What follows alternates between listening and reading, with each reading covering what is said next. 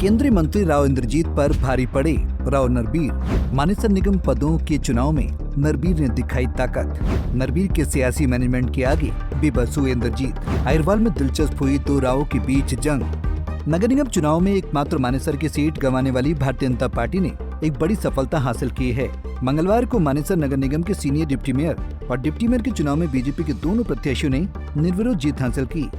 दोनों को कैबिनेट मंत्री राव नरबीर सिंह का नजदीकी माना जाता है। इस चुनाव को लेकर बीजेपी के अंदर ही घमासान मचा हुआ था। दक्षिण हरियाणा से आने वाले सत्तारूढ़ दल के दो नेताओं के बीच जोर आजमाइश चल रही थी। हालांकि एन वक्त पर केंद्रीय मंत्री राव इंद्रजीत सिंह द्वारा अपने कदम पीछे खींच लेने पर बाजी राव नरबीर के हाथ लगी। आपको बता दें कि भाजपा ने वार्ड 12 के निर्दलीय पार्षद प्रवीण यादव को सीनियर डिप्टी मेयर और वार्ड 2 से रीमा दीपक चौहान को डिप्टी मेयर के लिए प्रोजेक्ट किया था। सुबह कॉन्फ्रेंस हॉल में चुनाव के लिए पार्षदों का आना शुरू हुआ। उद्योग मंत्री राव नरबीर सिंह बीजेपी समेत अन्य निर्दलीय समर्थक पार्षदों के साथ पहुंचे। वोटिंग के लिए 11:30 बजे का टाइम निर्धारित किया गया था, लेकिन तय समय तक मेयर इंद्रजीत यादव अपने 8 समर्थक पार्षदों के साथ पहुंचे ही नहीं। इसके बाद बीजेपी के दोनों उम्मीदवारों को निर्विरोध विजेता घोषित कर दिया गया। बीजेपी ये चुनाव भले ही जीत गई हो, लेकिन मीटिंग में उसके अपने 2 पार्षद भी गैर हाजिर रहे, जिस पर कैबिनेट मंत्री राव नरबीर ने कहा कि पार्टी उनसे सवाल करेगी। वहीं अपने सियासी प्रतिद्वंदी पर मिली इस बड़ी जीत से उत्साहित राव नरबीर ने बीजेपी में खेमेबाजी की बातों को नकारा और कहा कि मैं और राव इंद्रजीत सिंह दोनों बीजेपी में हैं। वो दिल्ली में मंत्री हैं और मैं हरियाणा में। वो क्यों नहीं आए उसका मुझे नहीं पता। मेरी उनसे कोई निजी बातचीत नहीं है। सर, आज के चुनाव थे, किसके बाद जी आज कई महीनों के बाद भारतीय जनता पार्टी की सिर्फ सीनियर डिप्टी मेयर और डिप्टी मेयर में जीत हुई है। मैं दोनों उम्मीदवारों को मुबारकबाद देता हूं और मुबारकबाद उन लोगों को भी देता हूं जिन्होंने सर्वसम्मति से ये चुनाव जीता और जिन्होंने साथ दिया। ये पहला चुनाव है जब सर्वसम्मति से फैसला हुआ। उससे पहले गुड़गांव का चुनाव हुआ 17 में, जब भी सर्वसम्मति से नहीं हो पाया था। बहुत सालों के बाद सर्वसम्मति से फैसला हुआ। मानेसर के सभी वार्ड के पार्षदों का मैं शुक्रिया अदा करता हूं कि इन्होंने एक अहम भूमिका निभाई। किस तरह से मशक्कत करनी पड़ी, क्योंकि भाजपा नहीं, कोई मशक्कत नहीं करनी पड़ी। हम भारतीय जनता पार्टी के 7 प्रत्याशी जीते थे। 7 ने भारतीय जनता पार्टी चुनाव के बाद ज्वाइन करी। 14 हम प्रत्याशी भारतीय जनता पार्टी के थे। 12 ने आज भाग लिया, 2 किसी कारणवश नहीं आ पाए। 12 से पूर्ण बहुमत होगा। सर्वसम्मति से सीनियर डिप्टी मेयर और डिप्टी मेयर का चुनाव होगा। मंत्री जी, लगातार ये कले लगाए जा रही थी, जहां एक तरफ राव इंद्रजीत खेमा और दूसरी तरफ राव नरबीर खेमा। कोई खेमा वेमा नहीं। भारतीय जनता पार्टी के जो प्रत्याशी बने हैं दोनों भारतीय जनता पार्टी के हैं और इसमें खेमेबाजी नहीं, भारतीय जनता पार्टी की जीत हुई है। इसमें कोई नरबीर सिंह नहीं है जी। तो पार्टी की बात है कि तो दोनों नेता एक खेमे में रहेंगे। हाँ, हम दोनों एक पार्टी में है। खेमा क्या है?